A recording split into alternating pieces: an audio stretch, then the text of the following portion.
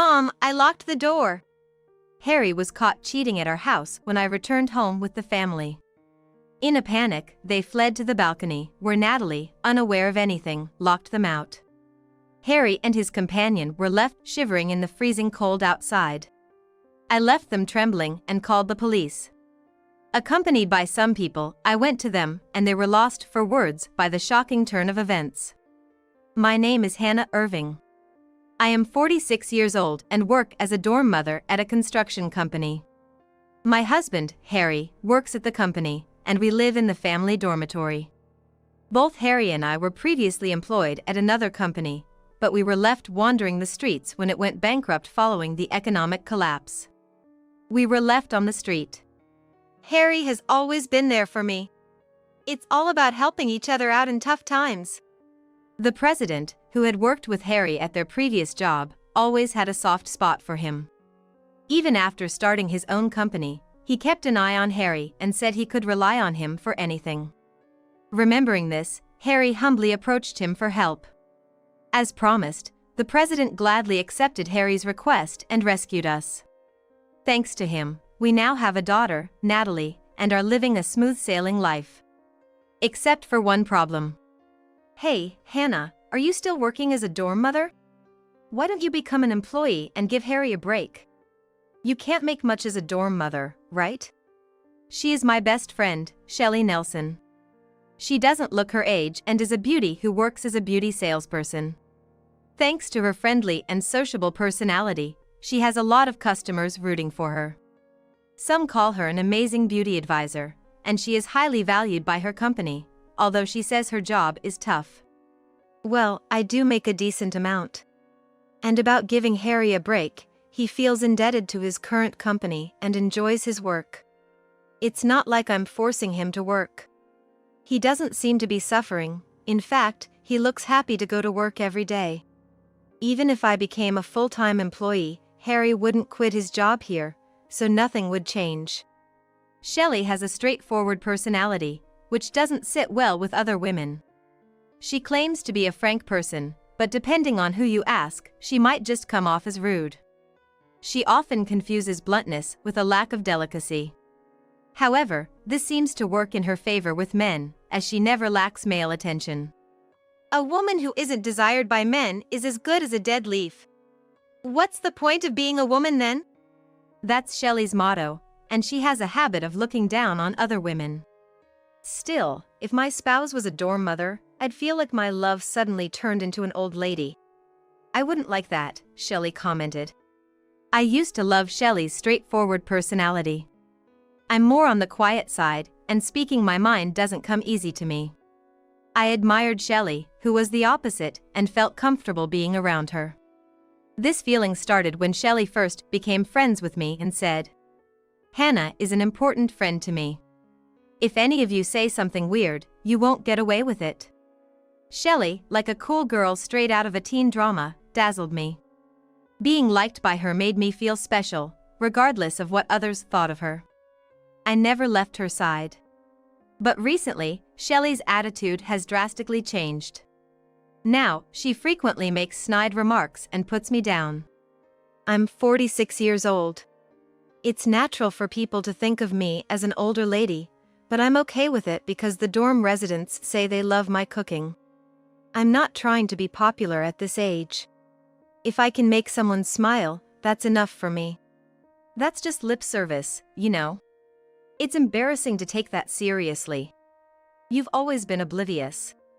Realize they're just being polite. Even when I try to stay positive, Shelley responds with icy words. Honestly, I was shocked by her comments. People at the cafe probably heard Shelley's words, too. The concerned looks from others made me feel even more embarrassed. Sorry, I'm late. Oh, Harry. You must be tired from work. Did you have to work late? That's tough. Here, take this if you like. Sweets are good when you're tired. You loved chocolates from that place, right? Harry arrived just then, after finishing his work. Seeing Harry, Shelley's demeanor changed instantly. It made me feel uneasy about her attitude towards him. You remember well. But why does Shelley know Harry's preferences? Of course, I do. He's my best friend's husband. I know his likes and dislikes. Remember, we went together to buy Valentine's chocolates for Harry before. Have you forgotten? But really, is it normal to keep track of someone else's husband's preferences? Since Harry arrived, Shelley's sudden change in behavior has only increased my discomfort and suspicion towards her. Whether she noticed my wary gaze or not, Shelley smirked meaningfully and gave Harry a coquettish look across the table. We were just talking about how Hannah has aged, right? What do you think, Harry? Don't you think, compared to me, Hannah seems a bit old ladylike? Wait, why are you comparing yourself? And your story has changed from earlier. Surprised by Shelley's abrupt comment, I couldn't hide my fluster, and Harry, scratching the back of his head uncomfortably, made an unbelievable statement. Yeah, actually, I've thought that for a while now. She seems older than before. Well, it's inevitable when she's next to Shelley. Shelley is a beauty advisor after all, seems to have high beauty standards. Maybe it's not that Hannah is aging appropriately, but Shelley is just too beautiful. Shelley's statement surprised me, but Harry's words shocked me even more. Instead of being considerate towards me, he started to praise Shelley. I felt a wave of discomfort towards Harry's unapologetic words. After all, who would expect a husband to put down his wife like that? It lacks all sense of delicacy. Unbelievably, their teasing of me continued for a while, and after that day, I decided to stop meeting Shelley. After returning home, I had a huge fight with Harry, and an awkward atmosphere lingered between us. Mom, what happened between you and Dad? You guys haven't been talking at all lately. Natalie is in her senior year of high school and has a mature sense of understanding. Not only can she distinguish right from wrong, but she's also adept at reading the room.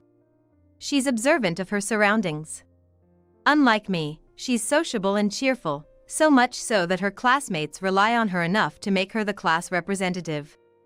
Her words, so full of certainty, made me physically react. There's been a lot going on. Is this about that time you went out for coffee with Miss Shelley? How do you know about that, Natalie? Natalie is preparing for SAT. She's a top student, and her teachers have high hopes for her.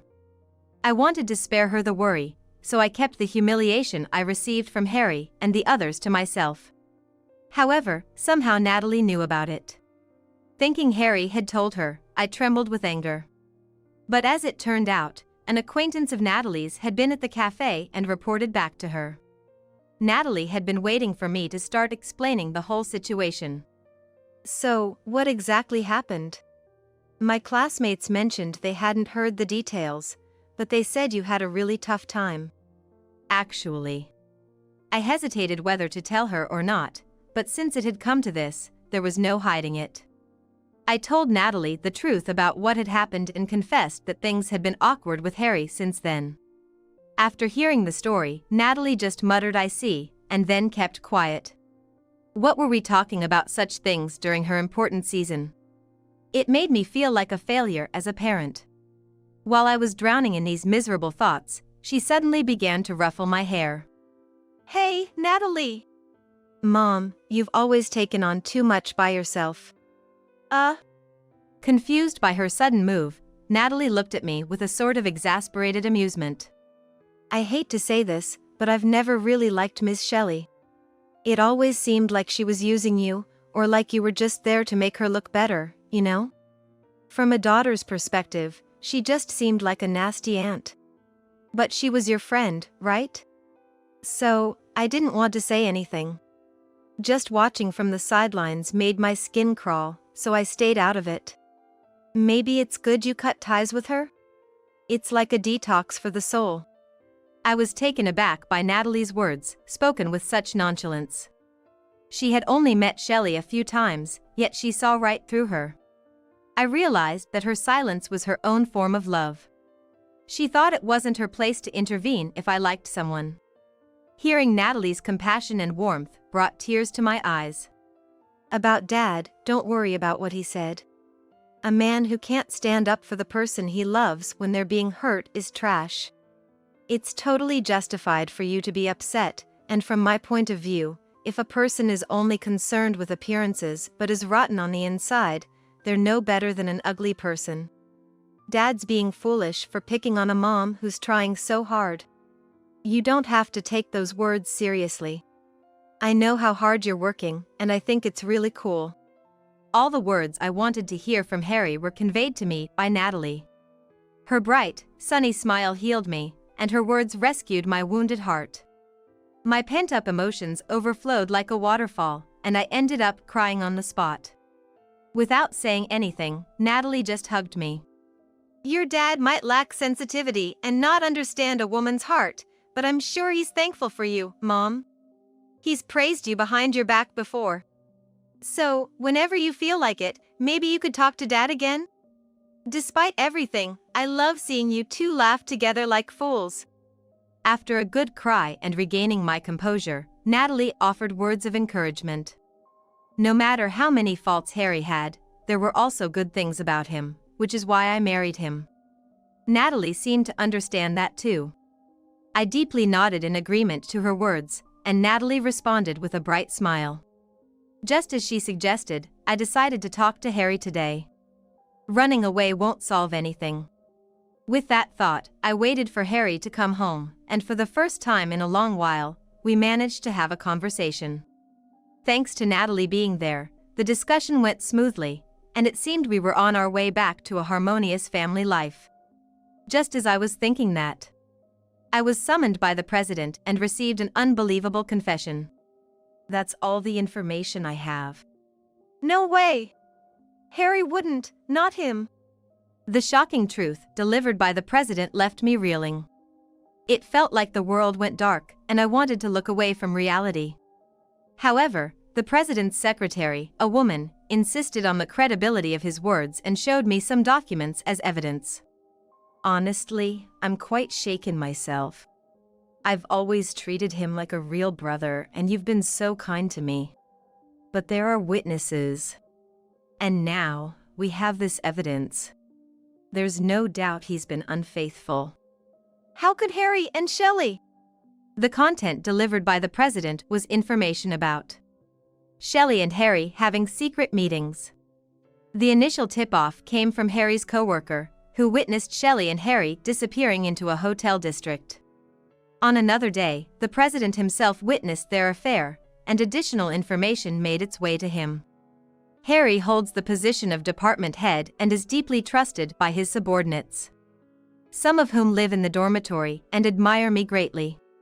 Unable to stand it any longer, these young employees reported the situation to the president. He felt he couldn't ignore it and decided to disclose everything to me. I never expected the woman involved to be your friend, Hannah. Have you talked to Harry about this? Not yet. Considering your daughter, I thought it best to consult with you first. Could you let me hold on to this information for now? I'd like to look into it further and discuss it with you later. The president agreed with my request, and for the moment, the matter was left in my care. I took the day off work to use various contacts to investigate further. What was discovered was that Shelley and Harry were having an affair, after all. They had started their relationship about 2 years ago, secretly meeting up even during work hours, with some friends being aware of it. But the astonishing revelations didn't stop there. Did you realize Shelley was using you? I contacted a mutual friend of Shelley's and me, who shocked me with her revelation. You and Shelley were close in school, right? But when you weren't around, Shelley would say things like you were just an accessory to make herself look better. That you weren't really friends. I couldn't accept what I was hearing. I couldn't believe that Shelley had thought of me that way since our school days. It was hard to believe. The friend who told me this said she hesitated to speak out at the time because she knew how much I admired Shelley and didn't want to hurt me. If you got on Shelley's bad side, who knew what she might do? But now, I'm not involved anymore, so I decided to tell you. Sorry for bringing it up now. Please, don't apologize. Shelley had quite an obsession, jealousy, and resentment towards you. You should be careful. She's not a good person," my friend said, ending our call. I was once again reminded of Shelley's scumminess, realizing that this whole situation stemmed from her spite and jealousy towards me. I also learned that Shelley had been envious because I got married before her pride wounded. She always wanted what others had. And it seemed she was enjoying the sense of superiority by taking Harry from me. Shelley's comments about feeling sorry for Harry made sense if she had been meeting him secretly and hearing all the details from him. Unforgivable. They've been making a fool of me. In that moment, my affection turned to hatred, and I decided to seek revenge on Shelley and Harry. Then came the day to execute my plan. I had previously told Harry that I would be visiting my parents' house. "It's unusual for you to go back home all of a sudden. Natalie wanted to see her grandma. With my SAT coming up, there won't be much chance to go out, right? Now's the only time I can meet her grandparents, so we thought we'd take the opportunity. I wish I could come too, but there's no one to cover for me at work this weekend. Please give my regards to your parents," Harry said, looking guilty. Telling Harry not to worry, Natalie and I left the house with bright smiles. Instead of going to my parents' house, I picked up my parents and, with some persuasion, brought them back to our home along with Natalie. "Thanks for having us. Is Harry not here?" Our dormitory requires permission to invite friends and family. I had arranged everything with the president in advance, so my parents' visit was approved. He said he had to work today. It's tough, being out in this cold rain. Outdoor work in the dead of winter is chilly. With this amount of rain, they'll probably keep working though. It was the middle of winter. The cold intensified with the rain, and stepping outside without an umbrella would be an instant knockout. Catching a cold was a certainty. "Mom, I locked the door." Amidst this, Natalie noticed the balcony door was open and came over after locking it. "Dad can be so careless. Even though we live on the 5th floor, what if a burglar got in?" Naturally, Natalie hadn't realized. Why, in a household that doesn't smoke, was the balcony the only place unlocked? The moment I heard her say that, I couldn't help but laugh. 2 minutes later. Suddenly, we heard knocking on the glass from the balcony, and my parents and Natalie were shocked. "Did you hear that? It's coming from the balcony." "Don't worry, all 3 of you. It's just some foolish people panicking." I stopped Natalie and my parents from worrying and immediately called the police. I also contacted the president to come over. And when the police and the president arrived, we headed for the balcony. "What in the world is going on?" My parents and Natalie were utterly confused. To show them the surprising scene, I swiftly opened the curtains. Everyone present was speechless at the sight on the balcony. There, Shelley and Harry were squatting, completely naked, looking pale and staring at us. "Dad, what are you doing?" Natalie's eyes widened in shock. In contrast, my parents seemed to understand the situation and nodded, while the president cast a cold gaze at the two. "Can we let them in now?" "That's fine by me." Hearing that, the police officer unlocked the balcony door. The moment they realized the door was unlocked, the two rushed inside seeking warmth. "Why didn't you help us sooner? We could have almost frozen to death." The cold outside had completely chilled their bodies, leaving Shelley and Harry barely able to speak properly. Their lips were purple and their skin was pale. They glared at us as if to say we were almost too late to save them, and I sighed heavily in disbelief. "You say that as if everything is okay?" Unintimidated by their comments, Harry, shivering and rubbing his arms, retorted to me. "What did you say? Are you really not seeing the situation here?" Hearing that, Harry and Shelley seemed to regain some composure, finally realizing the gravity of their predicament by looking at their own state and the gathering crowd. They paled, panicked about what it all meant. "It looks like you didn't expect me to bring my parents back home." Conveniently calling Shelley overplayed right into my hands. "Thanks to you, we've got all the evidence we needed." What are you talking about? Playing dumb?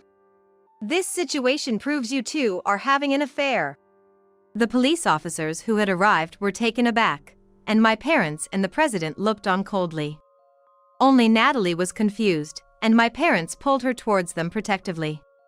Wait a minute. An affair? With you standing there like that, you're still trying to deny it? Where did you put your clothes?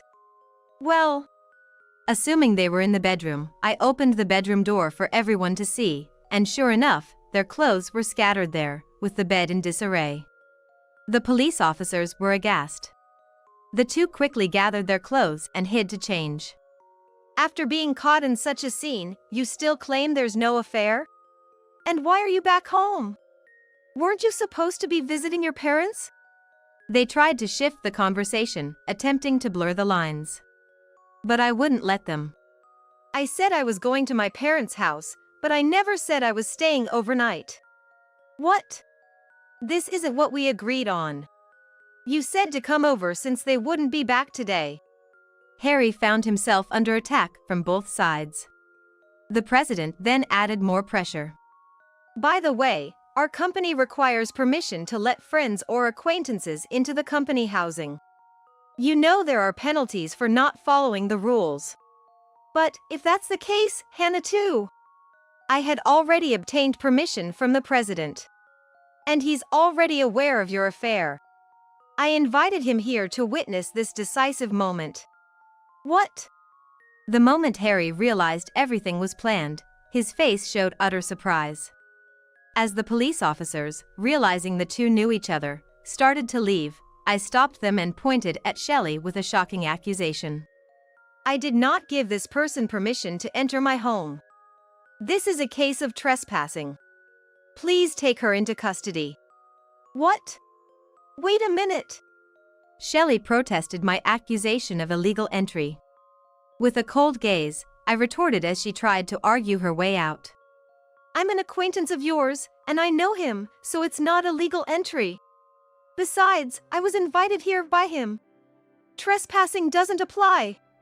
I haven't given my permission. The president cut off Shelley's argument.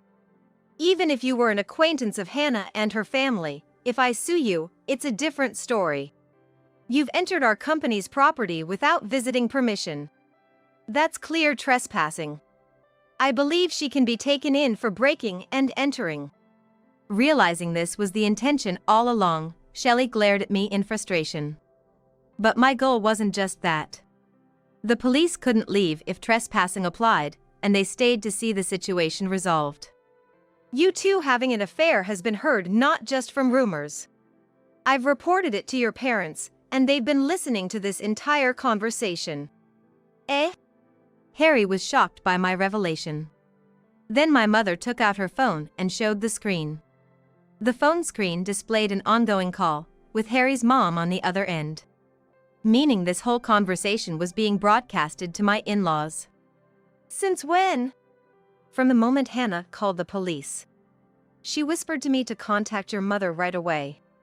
My mother explained and switched the phone to speaker mode so everyone could hear the voice from the call. Right then, my father-in-law's angry voice boomed through. Harry! What the heck are you doing?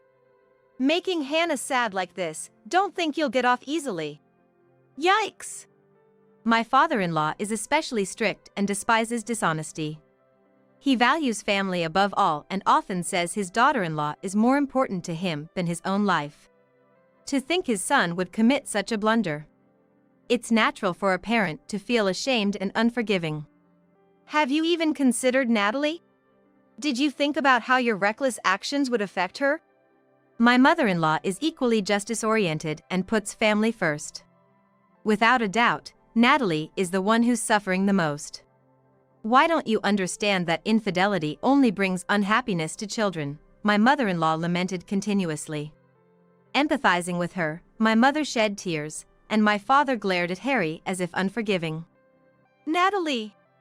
After being hit with reality from everyone, Harry seemed to finally grasp the gravity of his actions. He approached Natalie, looking pale and seeking help, but the police protected Natalie from him. Natalie didn't say a word, just looked down. A high school girl was shocked by such a soap opera-like scenario. It's natural for that. As I thought this, she suddenly burst into laughter. I always thought I had a hopeless father, but I never imagined he could be this stupid. I'm glad at least my mom is sane. If she was as finished as a person as you, I might have given up on life. Natalie mocked Harry with her laughter. Her sudden change shocked everyone, and she continued with more surprising words. You got fooled by that woman's looks and drifted away with momentary feelings. Dad's really stupid, huh? If you hadn't done that, we could have been a happy family of 3 right now, and you could have kept your job. Huh? Harry's voice sounded absurdly out of place in response to the sudden revelation. Mocking him, Natalie pointed and burst into raucous laughter. Of course. In this situation, do you really think you can still work at this company? It's impossible. Causing such a scandal, there's no way it wouldn't be a problem. A scandal. At that moment, Natalie opened her phone to show a video from a social media site. This video, that's you guys, right? Someone from the neighborhood filmed it and spread it around. It even reached me, and it's honestly hilarious. The power of the internet is scary. I keep getting worried messages from my classmates. The video showed Shelley and Harry arguing on the balcony right after we got home. Luckily, it was filmed from below, hiding their bodies from the shoulders down. But their faces were fully visible, making it easy to identify them. Their argument was also captured, leaving no room for denial. This will soon trace back to the company, and it might even cause trouble for the people living in this company housing. With things like this, there's no way you can work here, right? Why do you think I called the president? Not just for trespassing and adultery. Even a fool can see that. Use your brain a bit. See? Natalie tapped her head a few times with her index finger, taunting Harry. Seeing this side of Natalie he had never seen before, Harry was speechless. Natalie had been silent up until now because she was responding to messages from friends. Let's get the full story at the station. Wait a minute! As the situation seemed to calm down, the police took Shelley into custody. Harry also had to go for a thorough interrogation, begging me for forgiveness. Please, Hannah, forgive me. I was just jealous. You were always happy, and I was always alone. I just wanted to tease you a bit. I was possessed or something. I only truly love Hannah. Please, let us be a family of 3 again. Give me another chance. Furious at their self-centered pleas, my anger erupted. I shouted curses at both of them, as if to take out my frustration so far. Don't make me laugh. You think I'd ever forgive you for what you've done? You have no idea how much damage you've caused me, Natalie, and everyone around us. Feel it in the police station. I won't listen to your cries. I'll make sure you regret everything. Seeing my anger like never before, Shelley and Harry were left speechless. And were quietly taken away by the police. Afterward, during the police interrogation, as the president had said, Shelley was charged. She was fined $900 for trespassing, but that was not the end of it. I also demanded compensation for the affair, totaling $45,000 from her. Moreover, I heard that friends spread the word, and it even affected Shelley's company. Customers complained, saying they didn't want to buy products from someone who had an affair, leading to a temporary plunge in business. She was fired from her company for being responsible. Harry was also dismissed for causing the scandal. Taking into account the emotional damage to me and our daughter, he was charged $72,000 in damages. I have no idea where the 2 of them are now or what they're doing. The repayment is being made punctually each month, so they must be working somewhere. As for Harry, my in-laws are being especially strict, so I've left his further handling to them. Causing trouble at the company, when I tried to leave the company housing with Natalie. But the dorm residents united to stop me. One of the only joys I had was eating your cooking. Please don't go. Many shared this sentiment. The company also doesn't want you to leave. Please consider staying. Persuaded by the president and the residents, Natalie and I decided to continue working at the company. However, unable to live in the same house as Harry, we moved to an apartment close to the company. It might not be much, but this apartment is managed by my wife. If you ever need anything, you can always rely on us. Your presence motivates our residents to work hard. Grateful to the ever-supportive president, Natalie and I started our new life. We did it, Mom. I passed the SAT. Despite concerns about Natalie's SAT amid these adversities, she triumphed and was admitted. Seeing her grow so resilient inspired me to not give up either.